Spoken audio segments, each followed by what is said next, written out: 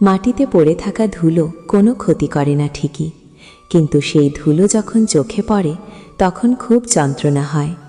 ঠিক তেমনি জীবনে কাউকে কখনো তুচ্ছ বা দুর্বল ভেবো না, কারণ ভগবান কার ভাগ্যের চাকা কখন ঘুরিয়ে দেন তা আমরা কেউই জানি না।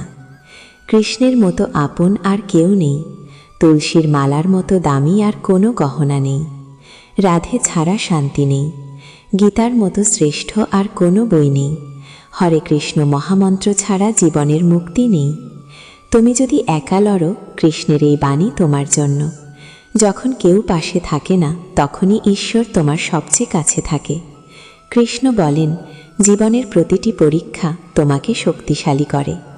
একা চলতে শেখো, তবেই সত্যিকারের শক্তি পাবে। আমাকে পূজা করার জন্য যদি ভোগ্যবস্তু না থাকে তাহলে শুধু তুলসী পাত্র দিয়ে পূজা করো। তাও যদি না থাকে, শুধু চোখের এক ফোঁটা জল দিয়ে পূজা করো।